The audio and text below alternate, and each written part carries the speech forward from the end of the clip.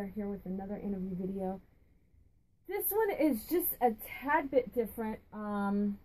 This one I'm doing a twofer, and the reason, well, they're not going to be sold together, but the reason that I'm doing a twofer on this is because they actually came from the same place. And there's a bit of a story behind both of these spirits. Now, in this book, their story is actually highlighted. And I came across them because I read this story, and I went to speak to the people that run the shop. Now,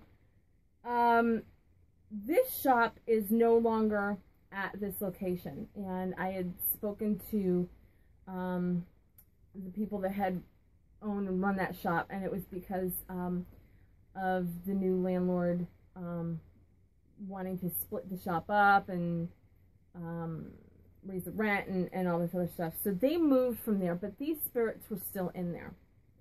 Now this was the shop that I came across, and that's featured in this book. It's called Antiques and Uniques Collectibles, and it was run by Denise and Larry. I believe their last name is Altman. Yes. And I spoke with both of them for quite a while, especially Denise.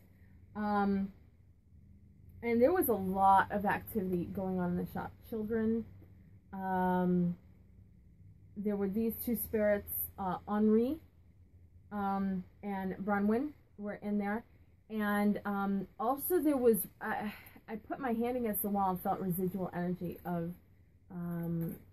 pretty much like a massacre that had taken place. And let me give you a little backstory about where they're from. This place where they were at was like a door or two down from the old Spanish military hospital. And their location actually used to be the old jail. Now, Bronwyn is from the time of when the English had occupied. Henri, I'm not so sure of. Henri, I believe, did you tell me that you were originally from Martinique? Okay. Henri is a black man, and he was a slave. Now, Martinique was a French. Was it French or Dutch? I think it might have been. I want to say they were Dutch. Maybe they were Dutch at one time, and France took it over.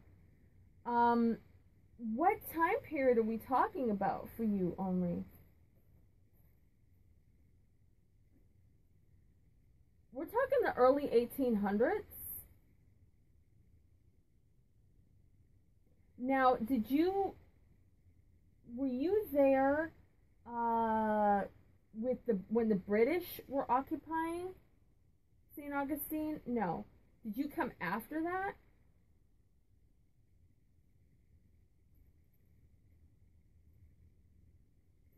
So you were born in the early 1800s.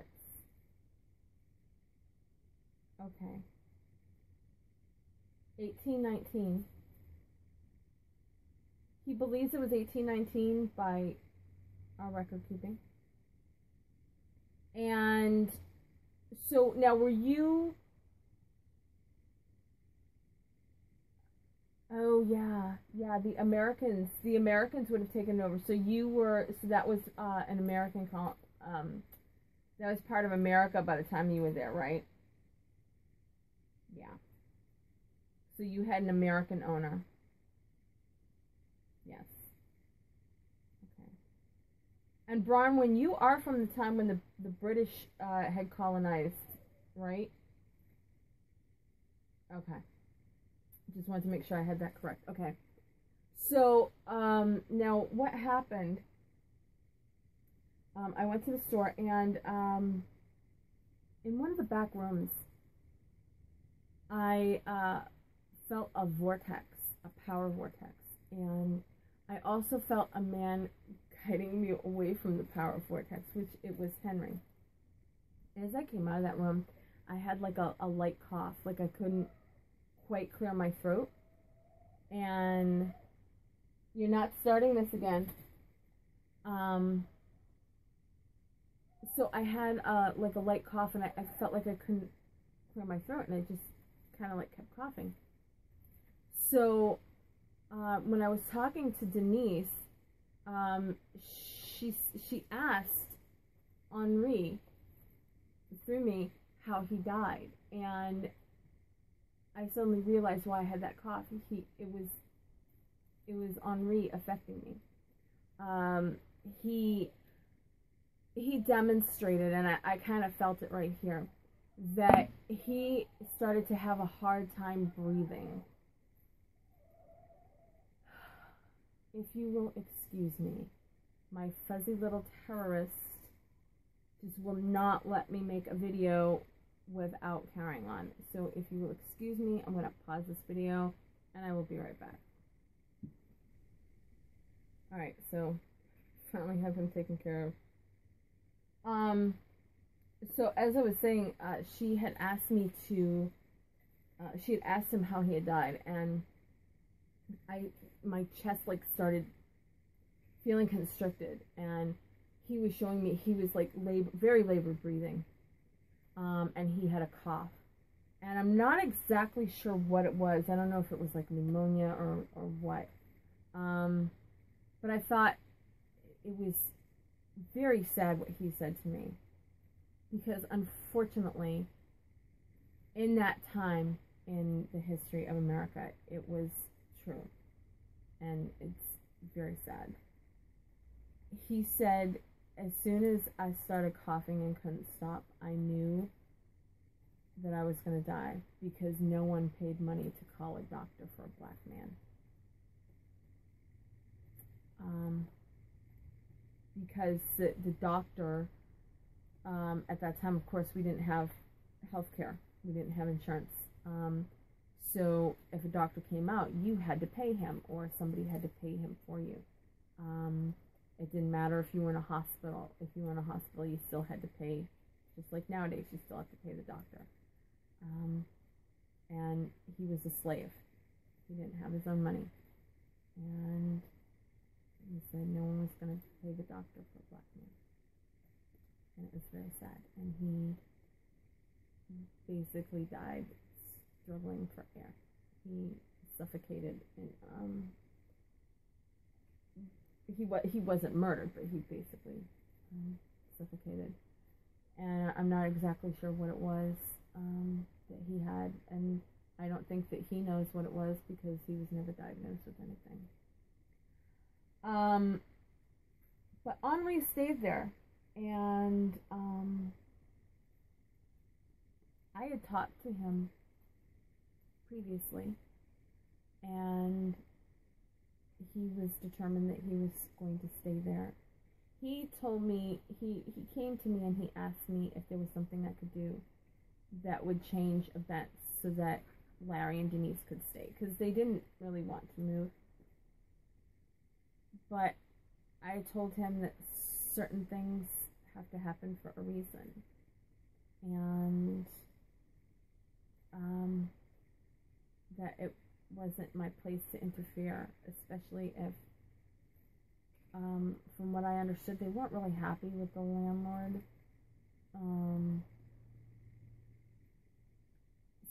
So it really wasn't my place to interfere in the course of events if I had not been asked by them, because he really didn't want them to leave. So they left, they moved their store, and he stayed behind. And I was thinking about him last night, and by thinking about him, I ended up summoning him. And I asked him, you know, if he's still happy there, and he said no. And I said, are you finally ready to let go of that place and move on? And he said yes. And I asked him, I said, is there something specific that you want? Do you want a special power? And he said that he wants to be a healer. Which I think is a beautiful thing. He always kind of worked as a protector for Larry and Denise.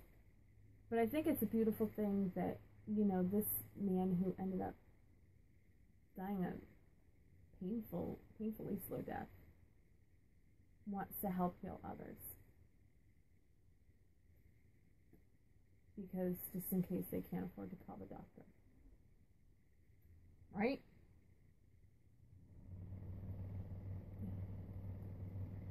So, another thing that I think is very fitting is that Henri chose this bear.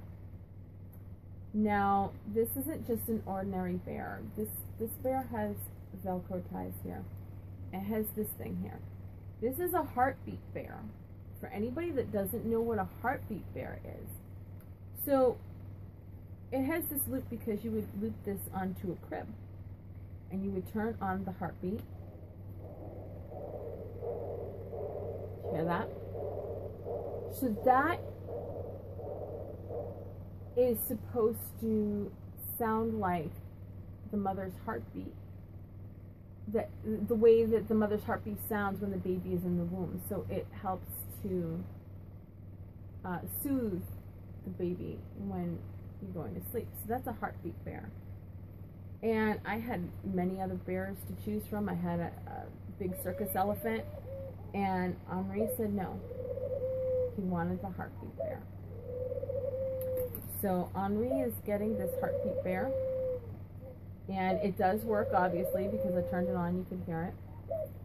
So I think one of the reasons why he wanted this bear is because when you are in pain or when you are not feeling sick, you can not only cuddle it close, but you can turn on the heartbeat to soothe yourself. Henri is he does have a patois, which is the accent. When you hear people of Haiti speak, that's a patois, because it's kind of like island French. So that's what he has. He has a bit of a patois, and that's why his name is Henri, because it is French. His name is spelled Henri. So it is the French. He's a big man. He is very large. I would say he's, for his period of time, he was about like 5'10", maybe 5'11", very solidly built. He is very dark skinned. And he wore like really coarse homespun clothes. I could actually see he had a hat, like a straw type hat. And he, for such a big man, he has a very gentle soul. Now, Bronwyn was also in this location, and she was there because there were children there. Bronwyn was taking care of the children. Now, those children decided that they did not want to leave. They wanted to stay at that location. But Bronwyn decided that she wanted to come, and she wanted to move on from that point. She's sad that the children did not come, because she was taking care of them and watching out for them. She said, but the children can take care of themselves. And she said it's time for her to find something else. And I asked her what it was that she wanted to find for herself. And she said that she wanted to be a spirit guardian. She wants to take care of your home. She wants to keep negative entities out of it. She wants to keep, say you have children's spirits, that's perfect for her, like a nanny. Kind of corral the unruly spirits and keep them occupied. And like I said, keep negative entities out of your home.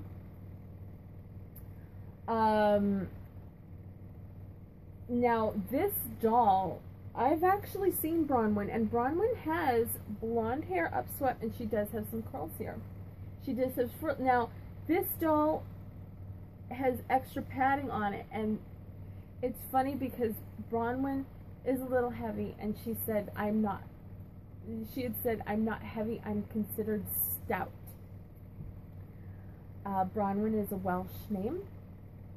She is of Welsh descent. I believe that her father is Welsh, but her mother is English.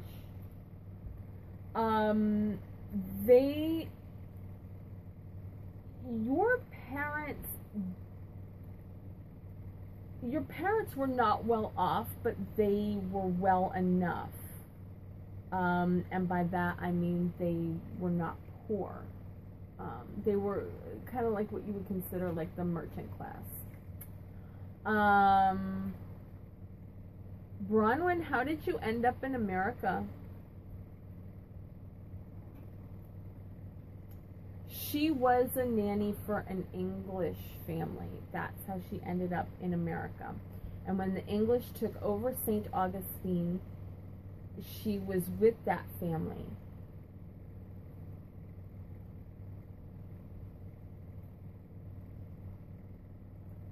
Bronwyn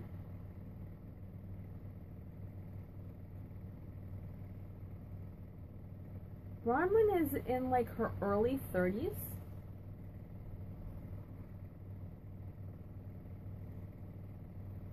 Are you in your early 30s? Early 30s. I think she's like, I think she died when she was 34. Were you 34? Yes. Okay. And she did die here in America. She died in St. Augustine.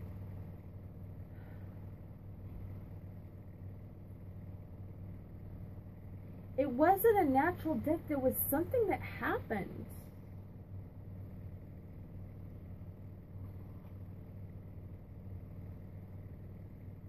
I want to say that there was like a raid. Was there a Native American raid?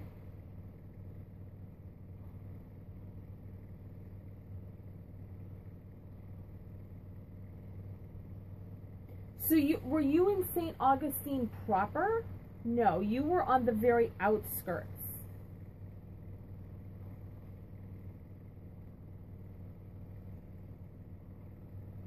She says she was like more towards the north, like the northwest, like heading towards Jacksonville. That's where she was. Now, was it a plantation that you were on? It was a plantation. And it was kind of set off by itself, obviously, because it had to have a lot of land. And she's saying there was a raid. Were you taken into St. Augustine? Okay, that is how you ended up. Okay. So I believe she was injured.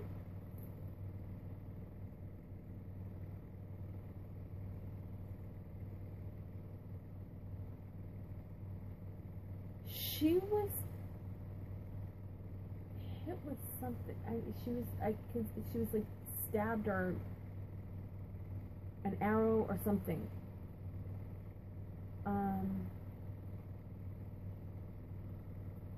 But she was brought to St. Augustine. She was brought to the family got it in, basically got out of there, and Bronwyn was with them, and they brought her to the hospital.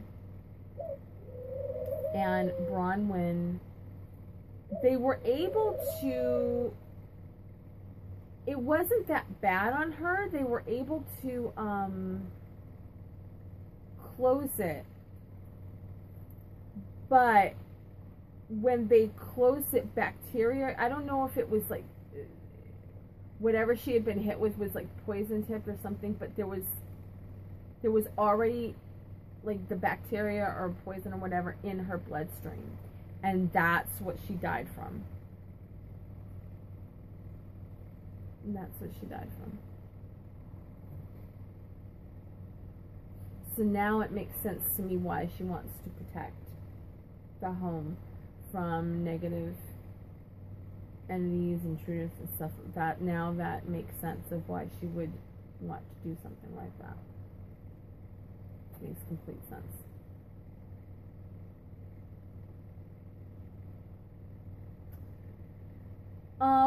So Bronwyn, is there anything else that you would like to tell anybody about yourself? Okay. Is there anything that you would like to say?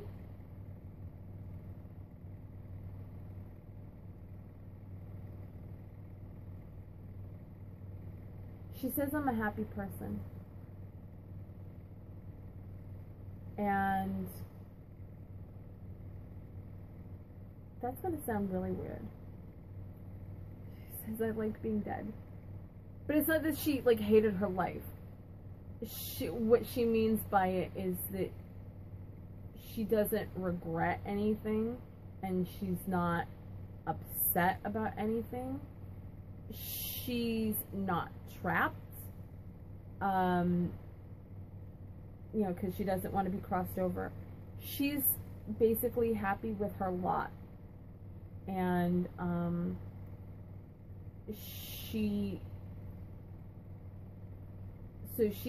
happy to be who she is and what she is, and to stay here and to help people. So that's, I had to break that down because she didn't mean she's like, thank God I'm dead, you know. She's happy with no regrets. That's what she means, right? Okay. So did I cover everything with you, Bronwyn? You're good? Okay.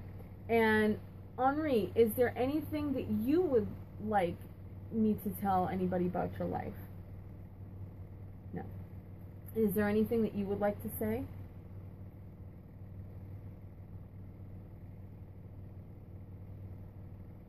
He said, I too am happy. And he is. He's a very, very nice, gentle man. Very sweet. And he worries a lot. He worries about the humans he feels he is protecting. He worries about them. And that's a very good quality to have if you have a protective spirit, that they worry about you and they care about you.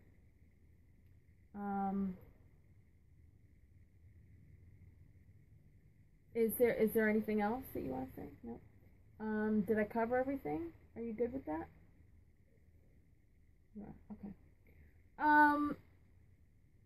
Okay. So, these two spirits are going to be my website exclusive. I have, yes, got my website up and going finally. I'm still working on it, but I do have some of them already set. How do you find them on my website? Well, to save myself some expenses, what you do is you go to my blog, and at the top of the page you can just click blog and it will take you down, and you'll start to see dolls, you'll start to see items that are for sale, or you can go to Spirit Dolls and that will bring you to that point in the blog. So these two spirits are going to be my website exclusive. Now, how can you find my website? Okay, so my website is called thesalemwillowwitchery.com, and if I remember, I will put the link to it on the video here, or at the very least it will be down in the descriptions. Okay.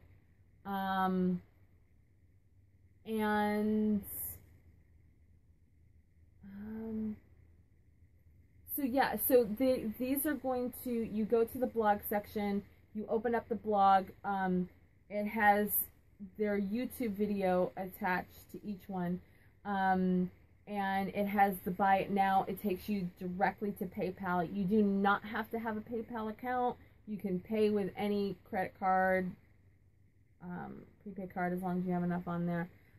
So you do not have to have a PayPal account, but it does go through PayPal to purchase it. And so yeah, so I found a way to circumvent eBay. So eBay. And a lot of the Wicca items that I will be selling, when I try to type certain things and list it, if it says anything that has spell in the title, they won't even let me list it. It says it goes against their policy. So a lot of my Wicca items will be there. I'm trying to figure out a way on how to separate the blog. But each time you go into, if you're looking for the spirit dolls, you can either click on the page for spirit dolls, and there will be like their name, and it will take you to that point in the blog, so you can just click on that and open it up and find all their information there, or you can go to the blog page and just go through all the blogs. And that is how I'm setting up the website, so that you can purchase directly from me instead of going through eBay. So that is it with Bronwyn and Henri. If you are interested in reading about the St. Augustine spirits, and especially where they came from and what was going on at that store, this is St. Augustine Ghost Hauntings in the Ancient City. It's by James Caskey. I do recommend his books, and I'm not being paid for this at all.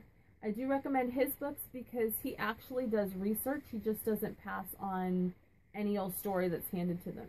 He does try to research and find out the truth behind the myths of every haunting in the city. So if you are curious about St. Augustine, thinking about going to a vacation spot that has a little bit of haunting in it, definitely check out this book. And that is it for Henri and Bronwyn and I will see you in the next video. Thank you guys for watching, and check out my website.